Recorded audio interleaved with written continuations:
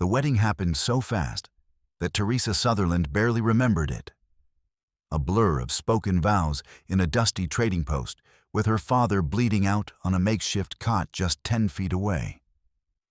And by the time the trapper who served as witness mumbled something about kissing the bride, her new husband was already carrying her father toward the door because there was no time for dancing or celebrating or anything resembling joy.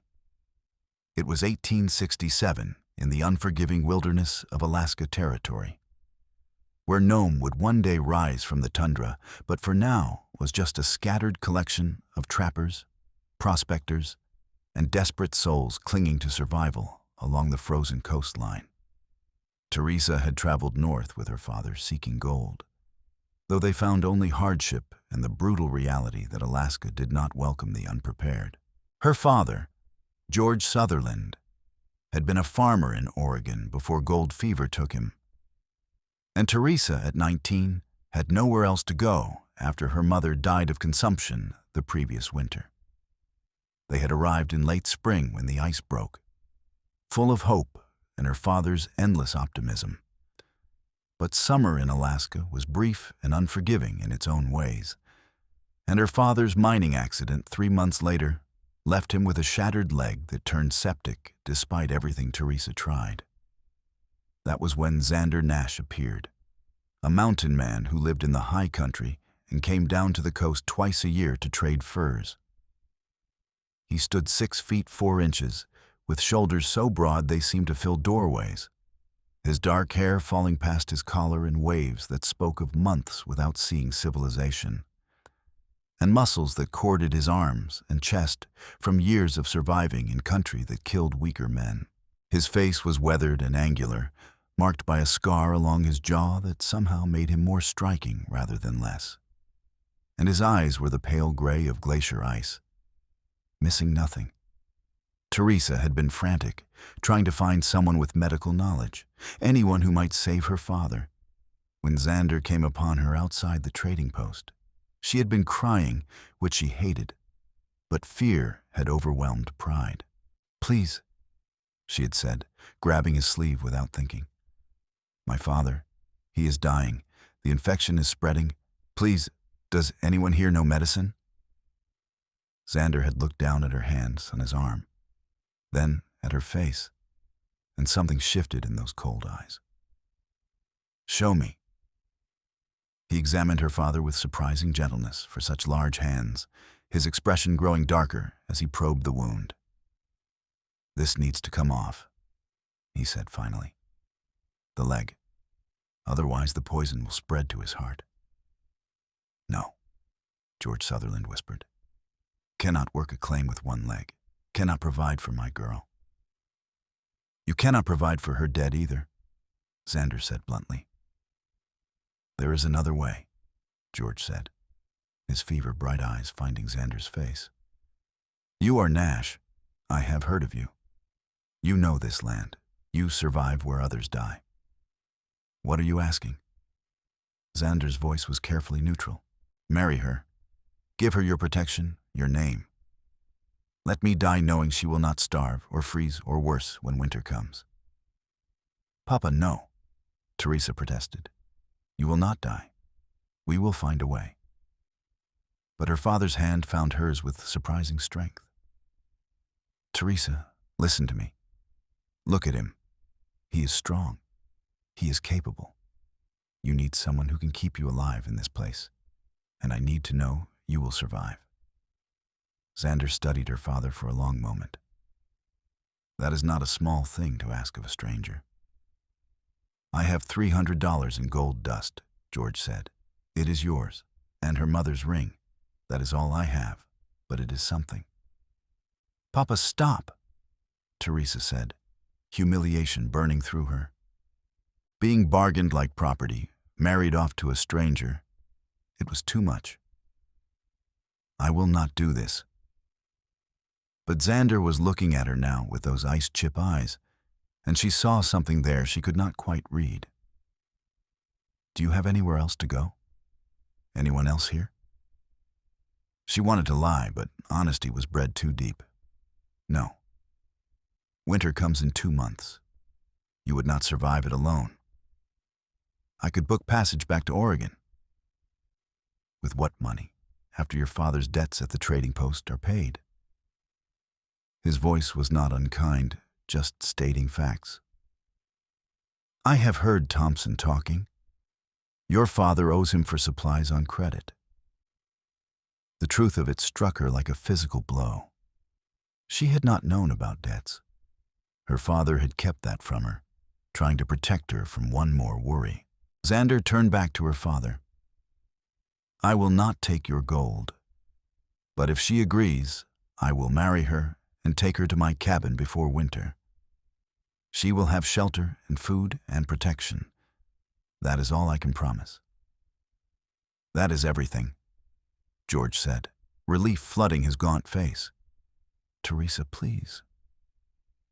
She looked between them, these two men deciding her fate, and felt the weight of impossible choices. Death was in the room with them, patient and certain. Her father would not survive, even with the amputation. She could see that in Xander's eyes, though he did not say it. But if she refused, her father would die with his final hours consumed by terror for her future. At least this way, he could have peace. All right, she whispered. I will marry him. The ceremony happened within the hour, Thompson's wife serving as one witness and an old trapper named Silas as the other. Thompson himself read from a Bible, stumbling over words because he was 3/4 drunk and squinting in the dim light. Teresa wore her traveling dress, stained from the journey and smelling of wood smoke and desperation. Xander wore his buckskins, looking like he wanted to be anywhere else. His jaw tight and his answers to Thompson's questions clipped and formal.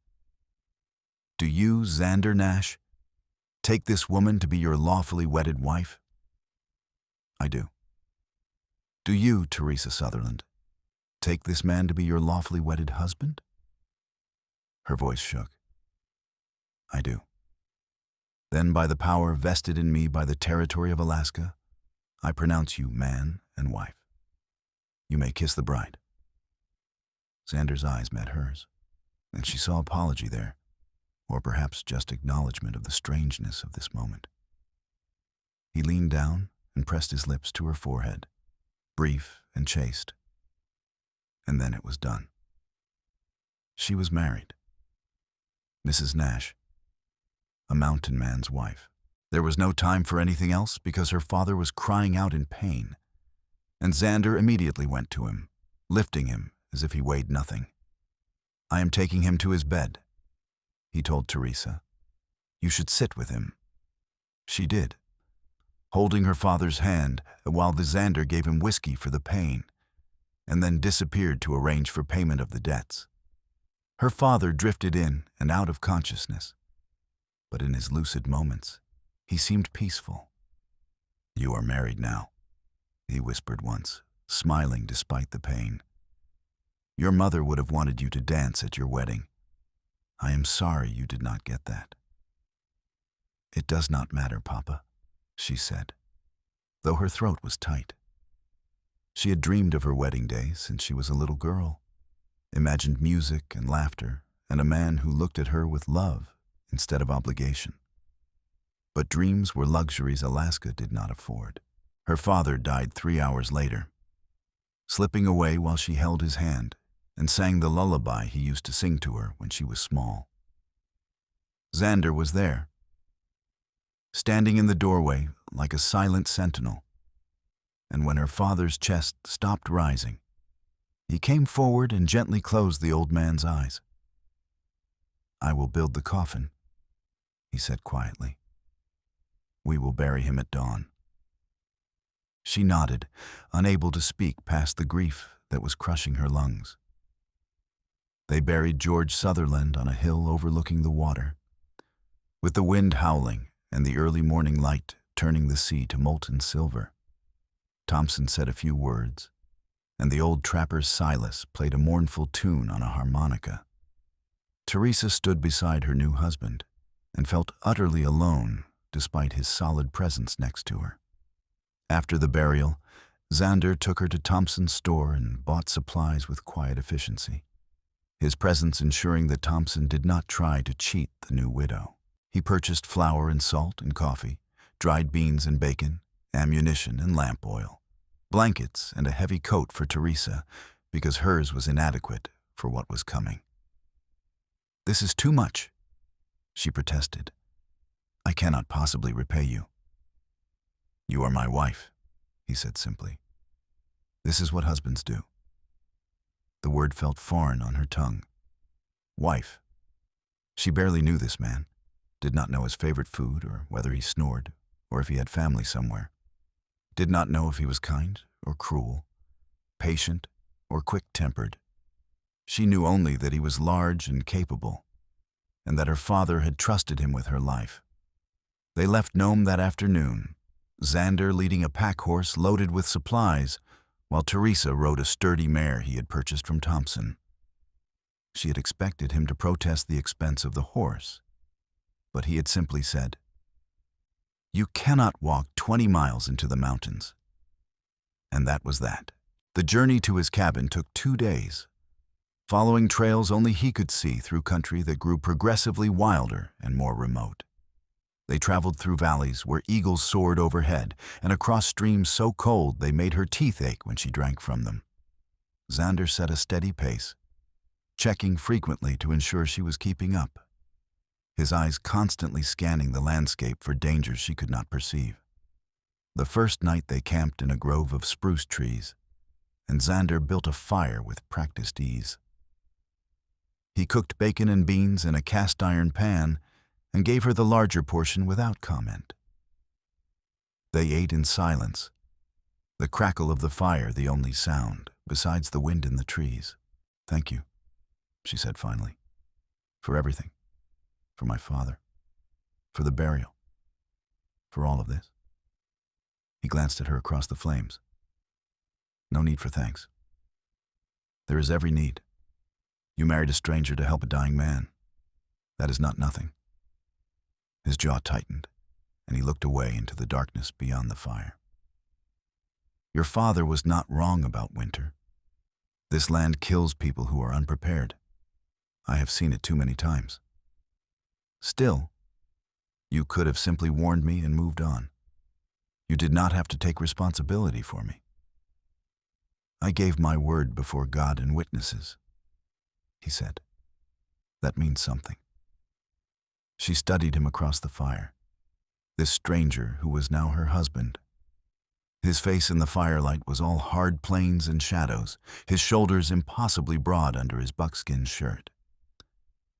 There was something both frightening and reassuring about his size, his obvious strength. He could break her without effort. But he had been nothing but gentle with her father and careful with her. "What happens when we reach your cabin?" she asked, voicing the fear that had been growing all day. "What do you expect of me?" His eyes met hers, and she saw understanding there. "You will have your own space. I will not force myself on you. In time, perhaps we will become friends. That is enough." Relief flooded through her so strongly she nearly wept. "I appreciate that. You have had enough forced on you these past days," he said. "I will not add to it." They lapsed back into silence, but it felt more comfortable now, less weighted with unspoken fears. When it was time to sleep, Xander gave her the bedroll and blankets while he wrapped himself in his buffalo robe and lay on the other side of the fire. She waited until his breathing deepened before she allowed herself to relax. And even then, sleep was long in coming. The second day brought them higher into the mountains, following a creek that sang over stones and through narrow gorges. The land was breathtaking, vast and untouched, the kind of wild beauty that made her chest ache. She could see why someone would choose to live out here, far from the noise and complication of settlements. Late in the afternoon, they rounded a bend in the trail, and there was the cabin, nestled against the mountain with a creek running nearby and a small meadow spread before it. It was larger than she had expected, built of thick logs chinked tight against the wind, with a stone chimney and real glass windows that must have cost a fortune to bring this far into the wilderness. "It is beautiful," she said, surprised. Xander dismounted and came to help her down from her mare, his hands on her waist, strong and steady. "It serves its purpose. It is tight and warm, and the creek never freezes completely, even in the deepest winter." He showed her inside, and she found it cleaner and more organized than she had anticipated. A potbelly stove dominated one corner, with a proper bed built against the far wall and shelves lined with supplies. There was a table and 2 chairs, a rocking chair by the stove, and hooks on the walls for clothes and equipment. Furs were piled in one corner, ready for eventual trade. "You can have the bed," Xander said. "I will sleep in the loft." He pointed to a ladder leading to a space under the peaked roof. "That does not seem fair. This is your home. You are my wife. The bed is yours." She wanted to argue, but exhaustion was overtaking her. The past few days had been an endless nightmare of fear and grief and upheaval, and the promise of a real bed was too tempting to refuse. Over the following weeks, they settled into a routine that was surprisingly comfortable. Xander rose before dawn every day to check his trap lines, returning mid-morning with whatever he had caught. Teresa took over the cooking and cleaning, glad to have purpose and contribution. She mended his clothes, which were in desperate need of it, and organized the cabin in ways that made sense to her. He taught her how to preserve meat and how to recognize the signs of changing weather. She learned which berries were safe to pick and how to fish in the creek.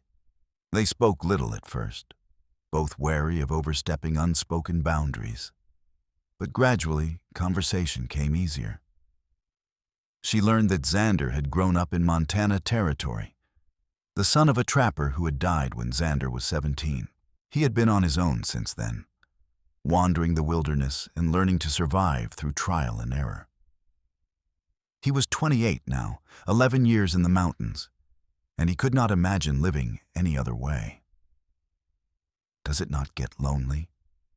she asked one evening as they sat by the stove, her hands busy with sewing. "Sometimes," he admitted. "But people are complicated. The wilderness is honest. It will kill you if you are careless. But it does not lie or cheat or betray. Not all people are like that. Enough of them are." His voice carried old pain, stories he did not elaborate on.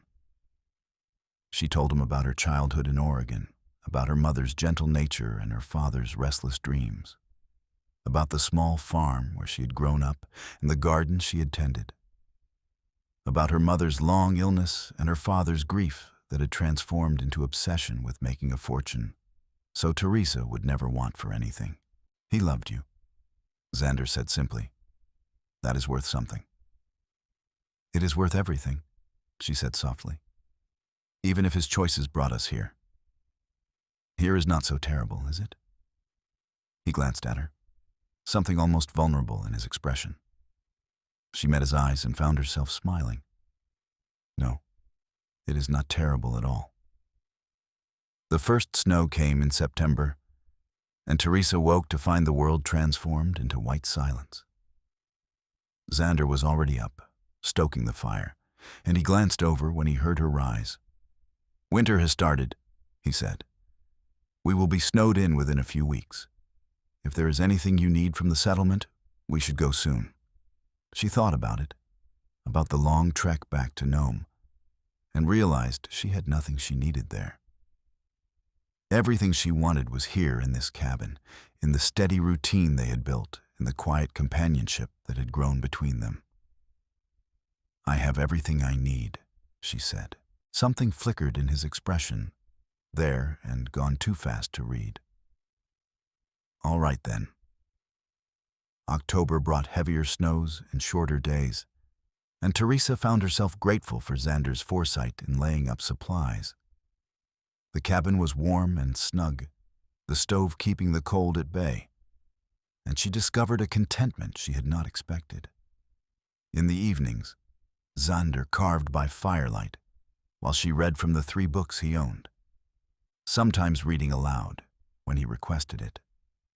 His voice when he spoke of things that mattered was deep and thoughtful, and she found herself watching him more often, noticing the way his hands moved with precision and care, the way he listened when she spoke as if her words had value.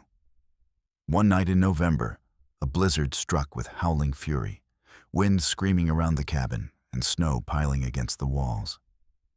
Teresa woke in the night to find the cabin bitterly cold, and when she looked toward the stove, she saw Xander struggling with it, his breath fogging the air. "What is wrong?" she asked, wrapping a blanket around her shoulders. "Damper stuck," he said through gritted teeth. "Fire nearly went out. Give me a moment." She watched him work, his muscles straining as he forced the mechanism free. And when the fire finally caught properly again, he sat back with a frustrated exhale. "That was close," he muttered. "Could have lost the fire entirely." "Would we have frozen?" "Not if I could help it." He stood and went to the loft, returning with his buffalo robe. "But we should conserve heat until the stove warms the cabin again. This will keep us both warm." He spread the robe on the floor near the stove and gestured for her to join him. Teresa hesitated only a moment before settling beside him, and he wrapped the heavy fur around them both. His body heat was immediate and intense, and she found herself pressed against his side in the enclosed space. "Is this all right?" he asked quietly. "Yes." And it was. She felt safe there, protected by his warmth and solid presence. They sat in silence for a while, listening to the blizzard rage outside. "I have been thinking," Xander said eventually, "about our marriage." Her heart kicked against her ribs. "What about it?" "It was not fair to you. You were forced into it by circumstance, married a man you did not choose in a ceremony that gave you no joy. Your father mentioned dancing at a wedding, and you did not get that. You did not get any of the things a bride should have. The circumstances were unusual," she said carefully. "But you have been kind to me. You have given me shelter and safety and asked nothing in return. That is more than many women receive from husbands they chose themselves." Still, he shifted, turning to look at her in the firelight. "If you could have that day again, if you could have a proper wedding with all the traditions, would you want it?" She considered the question honestly. "I suppose any woman dreams of a beautiful wedding. But that was a fantasy from before, when I did not understand what really mattered." "What really matters?" "This," she said, gesturing at the cabin around them. "Knowing I am safe, having someone I trust at my side, the friendship we have built, those things matter more than dancing." His eyes searched her face. "But you still wish you could have danced, do not you?" The truth must have shown in her expression because he nodded slowly. "I thought so." "It is a small thing to mourn," she said, embarrassed to have been so transparent. "It is not small if it matters to you." The conversation drifted to other topics, but his words stayed with her in the days that followed. She had not realized how visible her small grief had been. That private mourning for the wedding day she had imagined as a girl. Music and laughter, friends and family celebrating, and yes, dancing with a man who loved her while everyone watched and smiled. Instead, she had gotten fear and death and a stranger's obligation. But that stranger was becoming something more, she realized. When had Xander stopped being a stranger and become the person she most wanted to talk to?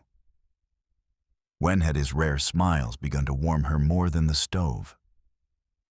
When had she started noticing the way his hair fell across his forehead when he leaned over his carving, or the gentle way he handled the animals, or the sound of his voice reading haltingly from one of her books? December came, and with it, a peculiar restlessness in Xander. He made several trips to the shed he had built behind the cabin, emerging with sawdust in his hair and a secretive expression. When Teresa asked what he was working on, he simply said, "A project." Christmas approached, though Teresa had no way to mark the exact day without a calendar. But one morning, she woke to find Xander already dressed and the cabin smelling of frying bacon and coffee. And he announced, "It is Christmas. I believe we should celebrate." He had made a small feast by wilderness standards, using hoarded supplies and fresh meat from a recent hunt. There was even a tiny pudding made with dried fruit and molasses that must have cost dearly at Thompson's store. After they ate, he disappeared to the shed and returned carrying something wrapped in an old blanket. "I made this for you," he said, setting it on the table and unwrapping it. It was a rocking chair, beautifully made with smooth curves and careful joinery. The wood glowed with oil rubbing, and the seat was woven with strips of softened hide in an intricate pattern. Teresa stood and touched it with trembling fingers. "Xander, this is beautiful. You made this?" "Thought you might like something more comfortable for reading," he said, looking uncomfortable with her emotion. "The other chair is not so fine for long sitting." She turned and, without thinking, threw her arms around his neck. He stiffened in surprise, then slowly his arms came up to return the embrace, careful and uncertain. He smelled of wood smoke and pine and something distinctly him. And Teresa realized with sudden clarity that she was falling in love with her husband. The thought should have terrified her, but instead it felt like coming home. This man who had married her out of honor, who had given her safety and kindness, who listened when she spoke and carved her a rocking chair for Christmas. This man had become everything. She pulled back and found him looking at her with an expression that stole her breath. His pale eyes were dark with something that might have been longing, and his hand came up to brush a strand of hair from her face with heartbreaking gentleness. "Teresa," he said, her name a question and a prayer. "I have a gift for you too," she said, her voice shaking. She retrieved the package she had hidden and handed it to him. "It is not much." He unwrapped it to find a shirt she had sewn from fabric she had unpicked from one of her dresses, cream-colored and soft, with careful stitching. His fingers traced the collar, and when he looked up, his eyes were suspiciously bright. "This is too fine for me," he said roughly. "Nothing is too fine for you." She said it with her whole heart, and she saw the moment he heard what she was not saying. "Teresa, I need to tell you something." He set the shirt aside and took her hands in his much larger ones. "I married you to honor your father's dying wish and to keep you safe. That is the truth. But somewhere in these months, something changed. You changed everything. I wake up grateful you are here.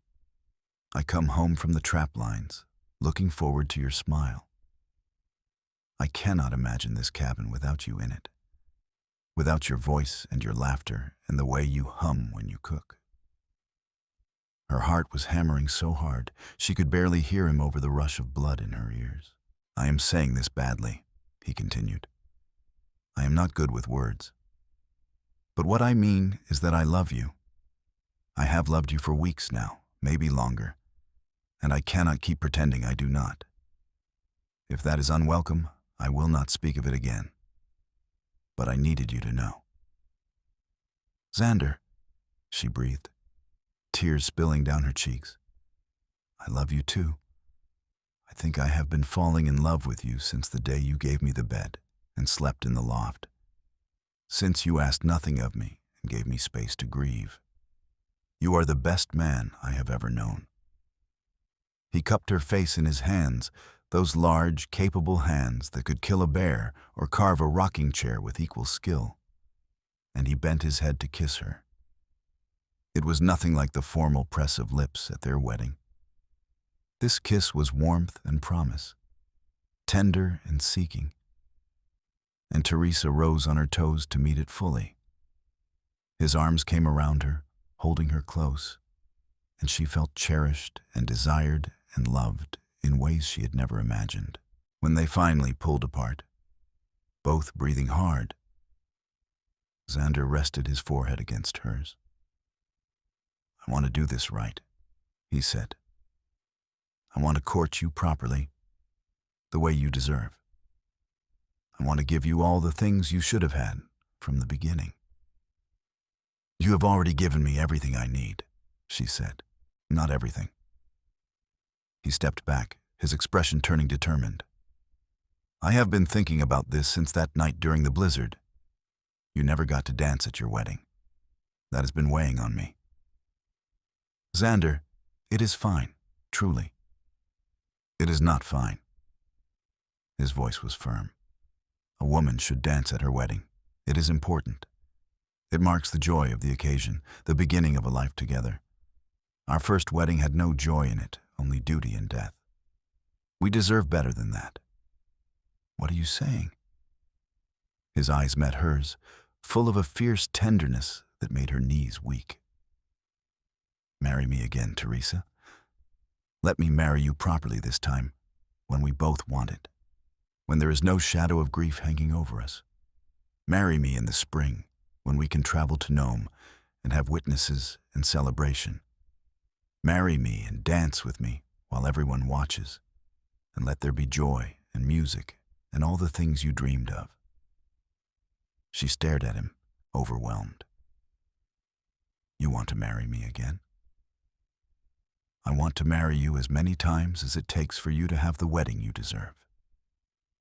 I want to give you that day, that memory. I want to dance with you and let the whole world see that you are mine and I am yours, and that it is our choice this time." The tears were flowing freely now, but they were happy tears. "Yes," she said. "Yes, I will marry you again. I will marry you 1,000 times if you want." He laughed, the sound rich and full of joy, and swept her into his arms, spinning her around the small cabin while she clung to him and laughed with him. When he set her down, he kissed her again, deeper this time, and she responded with all the love that had been building in her heart. That night they lay together in the bed for the first time, holding each other in the darkness and talking about the future. Xander spoke of improving the cabin, maybe adding a room or two, and Teresa shared dreams of planting a garden in the spring. They talked until exhaustion claimed them, falling asleep tangled together. And Teresa woke in the morning to find Xander watching her with such open love that she felt beautiful beyond measure. The rest of winter passed in a haze of happiness. They were still snowed in, still isolated from the world, but the cabin felt like paradise. They cooked together and worked together and spent the long evenings learning each other. Xander was surprisingly playful when he let his guard down, teasing her and making her laugh. Teresa discovered that she could make him blush by complimenting his strength or his kindness, and she did so often, delighting in his flustered reactions. In late February, Xander began teaching her to dance. The cabin was small, and they had no music except what they hummed themselves, but he was patient and surprisingly skilled. "Where did you learn to dance?" she asked, laughing as he guided her through a simple waltz. "My mother taught me before she died," he said. "She said every man should know how to dance, so he could make his wife smile." "Your mother was a wise woman." "She was. She would have liked you." They practiced almost every evening, Xander humming a tune while he led her around the cabin's limited floor space. It was clumsy and often interrupted by laughter when they bumped into furniture. But it was perfect. Teresa thought she had never been happier. When the snow finally began to melt in April, Xander announced it was time to prepare for the journey to Nome. "We will go when the trails are passable," he said. "I will arrange everything. I want this wedding to be special."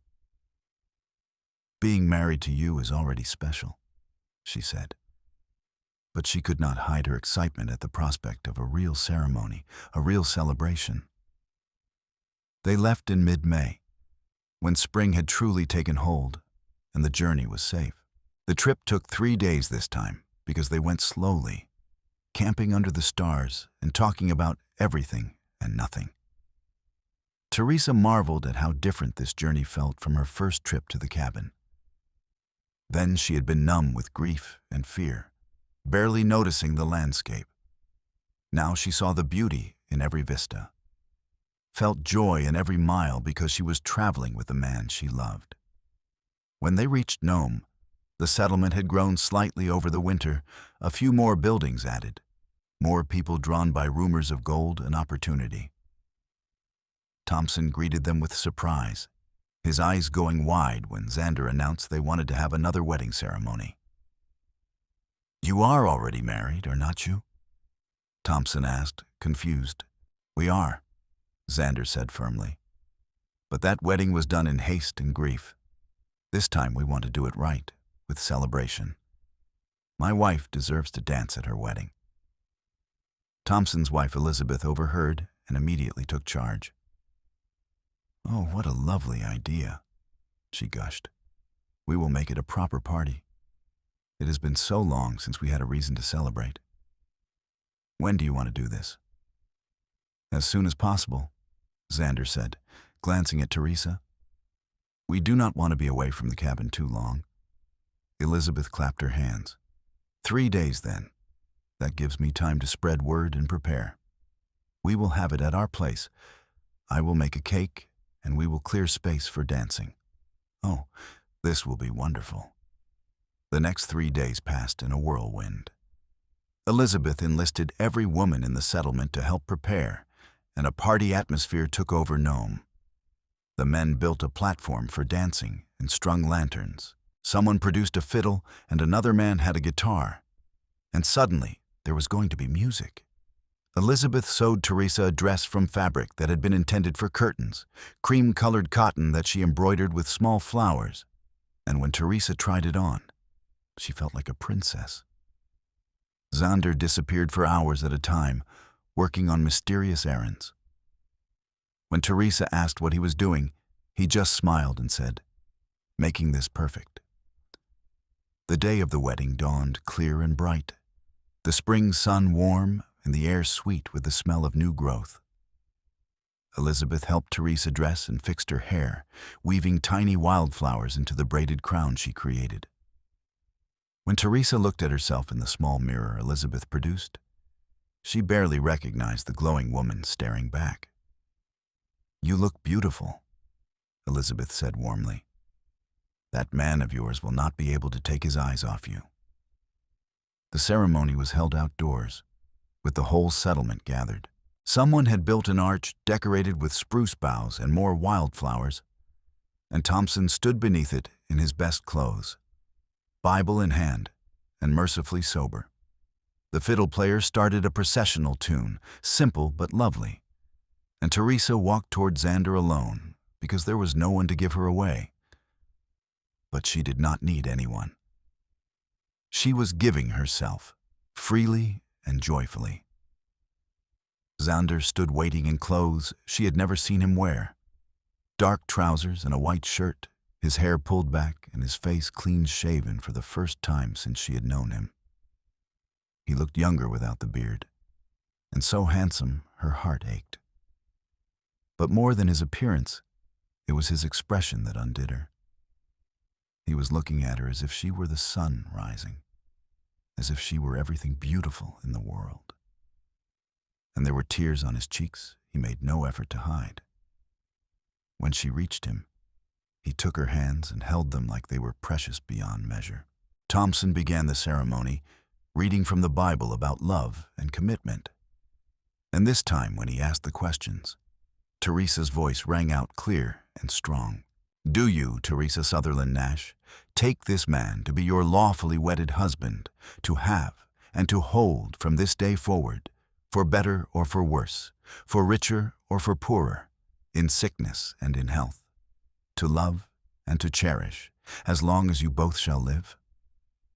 "I do," she said, putting everything she felt into those two words. "With all my heart, I do." "And do you, Xander Nash, take this woman to be your lawfully wedded wife, to have and to hold from this day forward, for better or for worse, for richer or for poorer, in sickness and in health, to love and to cherish as long as you both shall live?" Xander's voice was thick with emotion. "I do. I will love her and protect her and cherish her all my days." "Then by the power vested in me by the territory of Alaska, and with great joy, I pronounce you husband and wife." Again, Thompson smiled. "Son, kiss your bride proper this time." Xander cupped her face in his hands and kissed her with a tenderness that made the watching crowd sigh. It was a kiss full of promise and devotion, and when they finally pulled apart, the settlement erupted in cheers. The celebration that followed was everything Teresa had dreamed of and more. Elizabeth brought out the cake she had made, and there was food and drink in abundance as everyone contributed what they had. People made speeches, some funny and some heartfelt, and the musicians tuned their instruments. As the sun began to set, painting the sky in shades of gold and rose, the fiddle player drew his bow across the strings in a long, sweet note. The guitar joined in, and suddenly there was music, real music, filling the air. Xander held out his hand to Teresa. "May I have this dance, Mrs. Nash?" She placed her hand in his, her eyes shining. "I would be honored, Mr. Nash." He led her to the platform they had built, and as the music swelled, he began to dance with her. He moved with surprising grace for such a large man, leading her through a waltz with confidence. But more than the steps, it was the way he looked at her, the way he held her as if she were the most precious thing in the world, that made this moment perfect. The settlement watched and smiled, and one by one other couples joined them on the platform. But Teresa barely noticed. Her whole world had narrowed to Xander, to his gray eyes full of love, to his strong arms holding her steady, to the pure joy of this moment. "Thank you," she said as they turned together. "For this, for everything." "You never have to thank me for loving you," he said. "That is the easiest thing I have ever done." They danced until her feet ached, and the stars came out overhead. And even then Xander was reluctant to let her go. When the party finally wound down and they said their goodbyes, promising to return before next winter, Teresa felt complete in a way she had never experienced before. The journey back to the cabin was leisurely, filled with stops to make love under the open sky and conversations that lasted for hours. They talked about everything, sharing dreams and fears and hopes for the future. Xander spoke of wanting children someday, if Teresa was willing, and she told him nothing would make her happier than to raise a family with him in their mountain home. Summer passed in golden happiness. Teresa planted the garden she had dreamed of, coaxing vegetables from the rocky soil with determination and care. Xander built additions to the cabin, a proper root cellar and a smokehouse, improving their home with clear intent to make it comfortable for a growing family. They worked side by side during the long days and fell asleep tangled together during the brief nights, and life was good. In August, Teresa began to suspect she was pregnant. By September, she was certain, and when she told Xander, his joy was boundless. He became even more protective, constantly checking that she was not working too hard, bringing her special foods from his hunts, talking to her belly when he thought she was sleeping. The pregnancy progressed smoothly through the winter, and Teresa bloomed despite the harsh season. Xander was attentive to the point of being ridiculous, anticipating her needs before she voiced them and treating her like she might break. She found it endearing, this fierce care from a man who faced down bears and wolves without flinching but turned gentle as a lamb around her. In late March, when the snow was still heavy but spring was beginning to whisper, Teresa went into labor. Xander had brought Elizabeth to the cabin 2 weeks earlier, paying her handsomely to stay and attend the birth. And the older woman proved invaluable. The labor was long and difficult, and there were moments when Xander looked terrified, holding Teresa's hand and murmuring encouragement while Elizabeth worked. But finally, as dawn broke over the mountains, their son was born. He came into the world wailing, strong and healthy, with his father's gray eyes and his mother's dark hair. Xander held him with shaking hands, tears streaming down his face, and looked at Teresa with such overwhelming love, she felt her heart might burst. "What should we name him?" he asked. "Jacob," Teresa said, thinking of her father. "Jacob George Nash. It is perfect. He is perfect." Xander carefully placed their son in her arms and kissed her forehead. "You are amazing. Thank you for this gift." Elizabeth stayed another week to help, and then Xander took her back to Nome with promises of payment and gratitude. While he was gone, Teresa held Jacob and marveled at the life they had built. 2 years ago, she had been terrified and grieving, married to a stranger in a loveless ceremony. Now she had a home and a husband she adored, and a beautiful son, and happiness seemed to radiate from every corner of the cabin. When Xander returned, he brought news that Nome was booming with the gold rush, more people arriving every week. "It is changing," he said, settling beside Teresa and reaching for Jacob. "Not sure I like it. Too many people, too much greed." "Are you worried?" "Not for us. We are far enough away. But I am glad we have this place, away from all that chaos." Life with a baby was exhausting and wonderful in equal measure. Jacob was a good child, healthy and curious, and watching Xander with their son filled Teresa with a love so deep it sometimes scared her. He was endlessly patient, singing to Jacob in his deep voice and carving tiny toys with those skilled hands. He built a cradle that rocked with the slightest touch and sewed soft leather shoes for tiny feet. The years passed in a rhythm of seasons. Jacob grew into a sturdy toddler, then a bright child who loved exploring the woods with his father. When he was 3, Teresa became pregnant again. And this time she gave birth to twin girls they named Lily and Rose. Xander was beside himself with joy, declaring that he was the luckiest man alive to have 3 children and a wife he loved more each day. The cabin expanded again, more rooms added to accommodate their growing family. Xander's trap lines remained profitable, and he made the journey to Nome twice a year to trade. But their life was increasingly centered on the home they had built together. Teresa taught the children to read, using Xander's precious books and the few she had acquired over the years. Xander taught them the ways of the wilderness, how to track and fish and respect the land that sustained them. On their 5th wedding anniversary, the second one, the real one, Xander surprised Teresa by taking her outside after the children were asleep. He had cleared a space in the meadow and hung lanterns from the trees, and when she stepped into the circle of light, he bowed formally. "May I have this dance, my love?" She laughed with delight. "Always."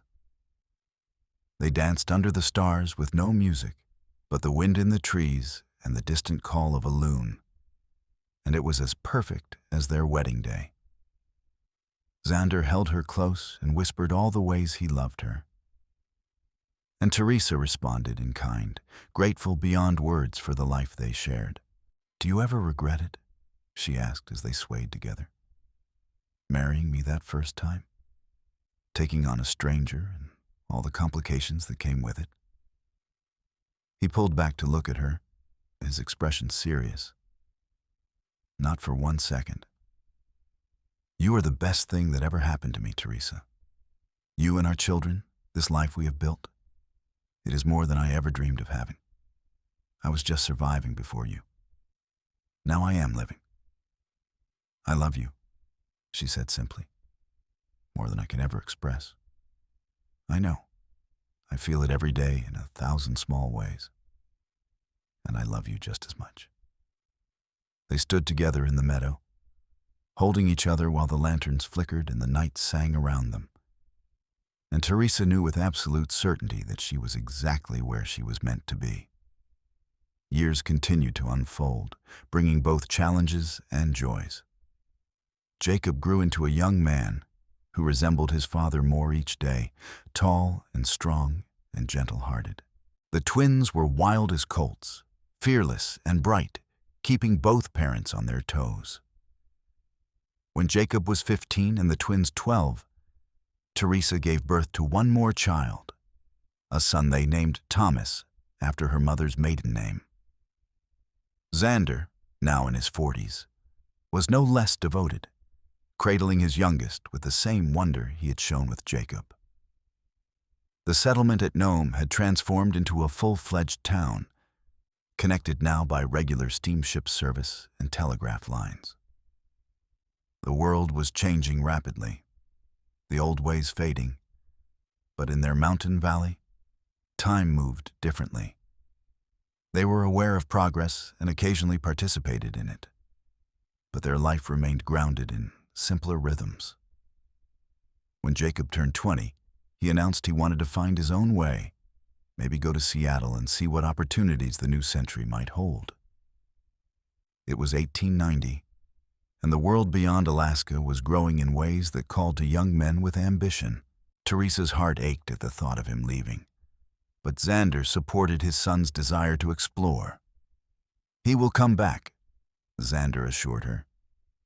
"This land gets in your blood. He will see the cities and the crowds, and he will remember what matters." Xander was right. Jacob returned 2 years later with stories of wonders and crowds and opportunities, but also with a quiet relief to be home. He built his own cabin 5 miles from theirs and began courting a young woman from Nome, and within a year, Teresa became a grandmother. The twins married as well, though Lily moved to Nome with her husband while Rose stayed close, her husband working as a hunting guide and building a life in the mountains. Thomas, the baby, grew into a thoughtful boy who loved books and showed no interest in leaving. Through it all, Xander and Teresa remained the center, their love the foundation upon which their family was built. They aged together gracefully, Xander's dark hair turning silver and Teresa's face gaining lines that spoke of laughter and sun. His strength remained, though he moved a bit slower, and her hands grew skilled at medicine and healing, becoming the person people sought when illness struck. On their 25th anniversary, the second one, their entire family gathered at the cabin. Jacob came with his wife and 3 children. Lily arrived from Nome with her husband and 2 daughters. Rose lived close enough to visit weekly, bringing her son. Thomas, now 15, organized the celebration with youthful enthusiasm. They held a dance in the meadow, just as Xander and Teresa had done so many times over the years. The grandchildren played while the adults talked and laughed. And when the sun began to set, someone produced a fiddle and the music began. Xander, now 53 but still powerful, led Teresa onto the cleared space and took her in his arms.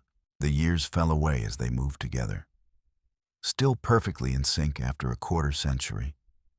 Their children and grandchildren watched seeing the love that had sustained them through everything, and one by one they joined, filling the meadow with dance and joy.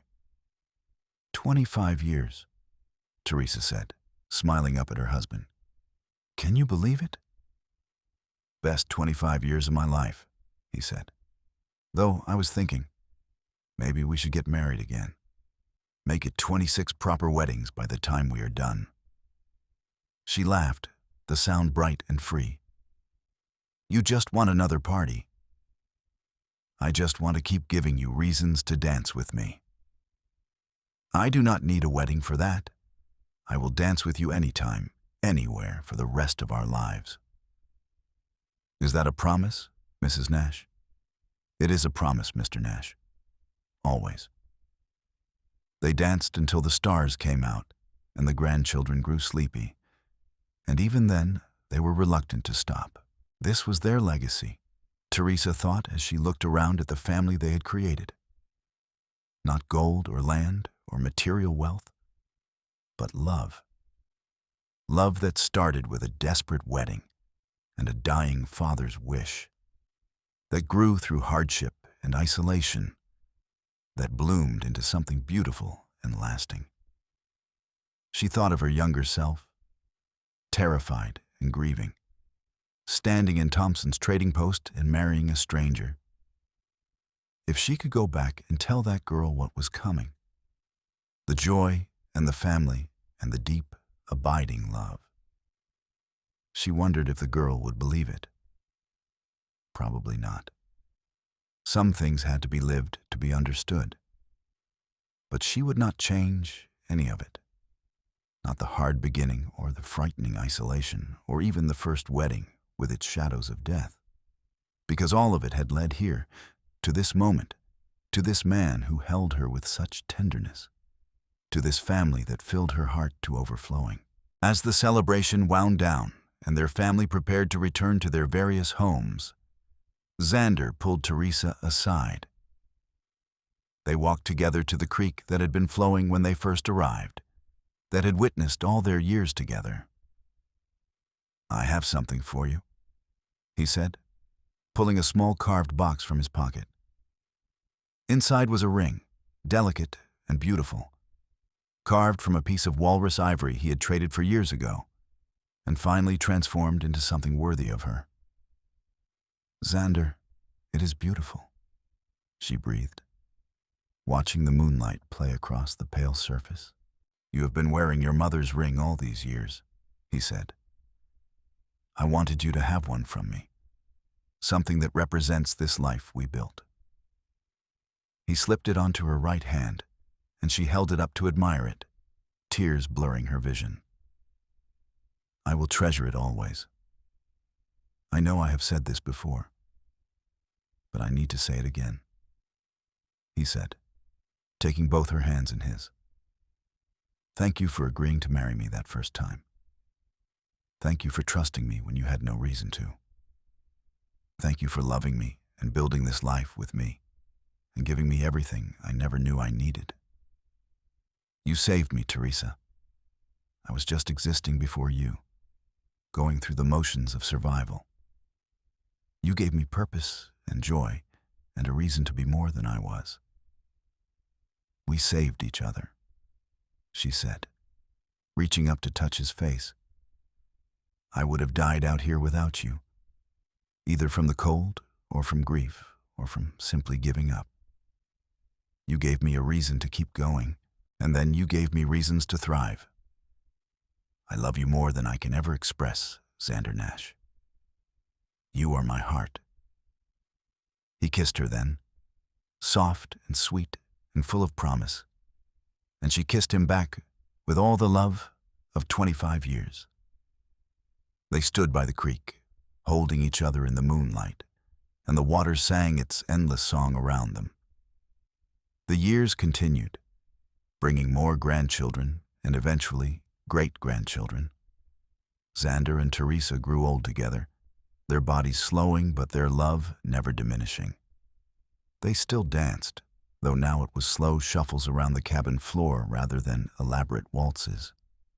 They still laughed, finding joy in the smallest things. They still reached for each other in the night, needing the comfort of touch and presence. When Xander was 70, his heart began to fail. The doctor from Nome, a real physician now rather than a trading post operator, said there was nothing to be done. It was simply his time. Xander took the news with characteristic calm, more worried about Teresa than himself. "I need you to promise me something," he said one evening as they sat together by the stove, the fire crackling and the cabin warm. "Promise me you will keep living, keep finding joy. Our children will take care of you. Do not mourn so long you forget to be happy." "How can I be happy without you?" she asked, tears streaming down her face. "Because you are strong and brave and full of life. Because you have a family that loves you. Because we had 43 years together, and that is more than most people get. We packed a lifetime of love into those years, Teresa. No one can take that from us. I do not want to let you go. I know, and I do not want to leave you. But death comes for everyone eventually. At least we had this, all of this. Not everyone gets to have the great love of their life. We were lucky.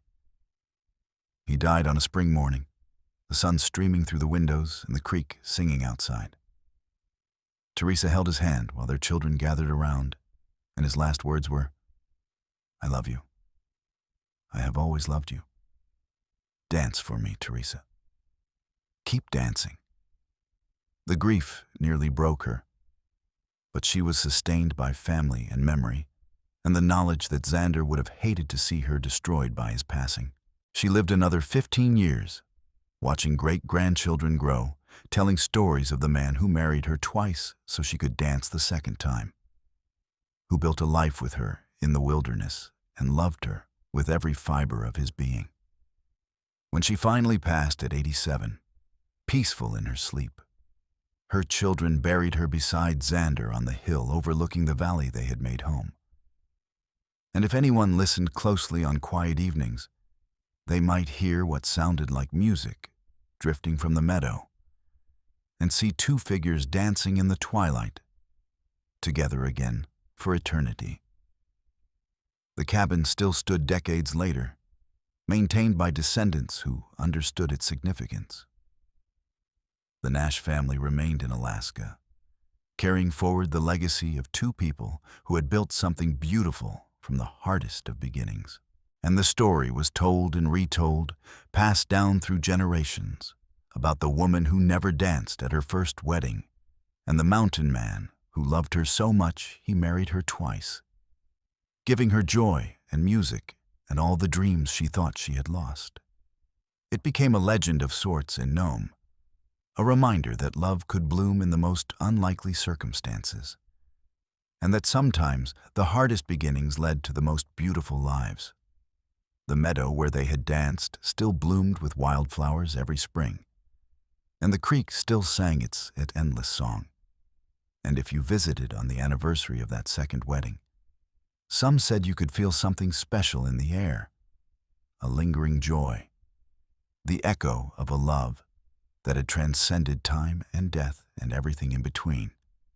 It was a place of happiness, of promise, of two souls who had found each other against all odds and held on through everything that came after. And that was exactly as it should be, because some love stories are too powerful to ever truly end. They become part of the land itself, woven into the earth and air and water, living on in the hearts of those who came after. Xander and Teresa's story was one of those, a testament to the transforming power of love, to the beauty that can emerge from desperation, and to the profound truth that sometimes the best things in life come from the hardest beginnings.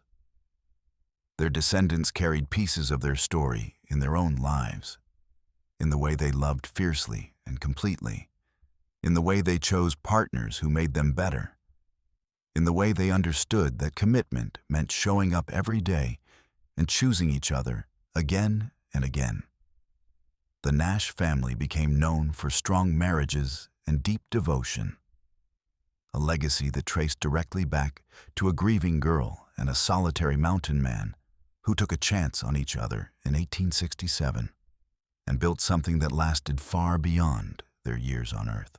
And so the story lived on, whispered around fires and shared at family gatherings, a reminder that love was always worth fighting for, that second chances were possible, and that sometimes the most beautiful weddings were the ones where you married someone you already knew you loved, celebrating not just a beginning, but a choice to keep choosing each other over and over for all the days you were given.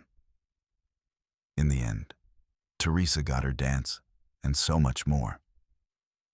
She got a lifetime of dancing, of love, of building something beautiful with someone who cherished her.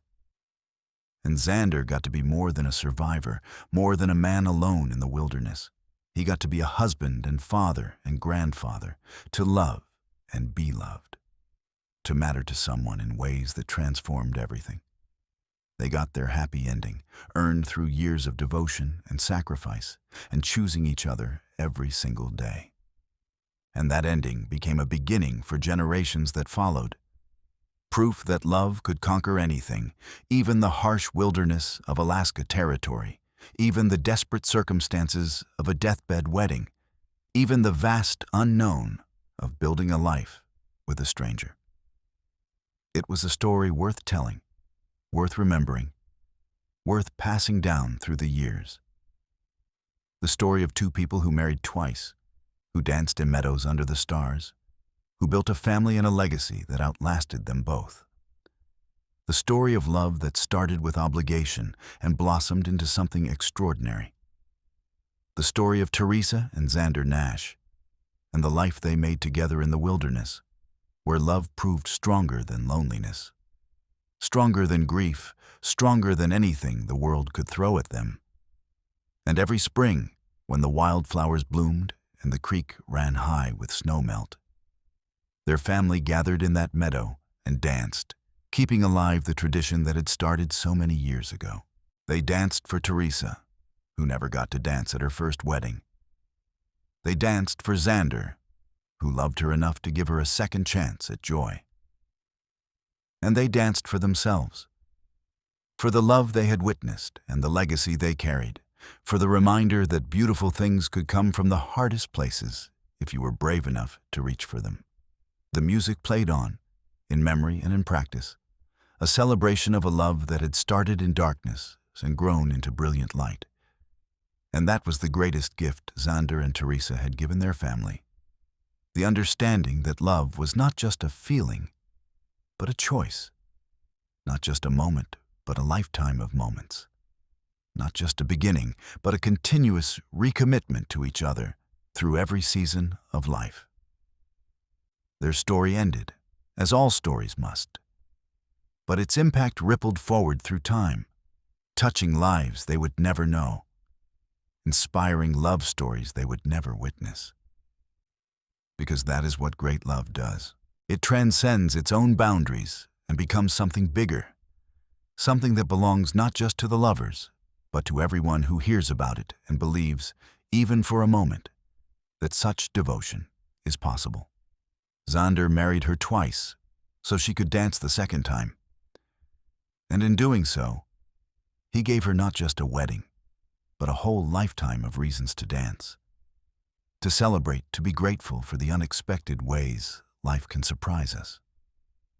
And Teresa accepted his gift and gave him one in return, the gift of being fully known and fully loved, of being more than a solitary mountain man, and becoming instead the cornerstone of a family, the great love of someone's life, a man whose memory would be honored and cherished for generations. Together, they proved that love can bloom in the most unlikely soil, that second chances are worth taking, and that sometimes the most beautiful moments come not from perfect beginnings, but from the courage to build something better from imperfect ones. They danced their way through 43 years together, and their descendants danced in their memory for 100 more. And the meadow in Alaska, where a mountain man once built a life with the woman he loved, remained forever a place of joy, of music, of eternal celebration, of a love that conquered everything.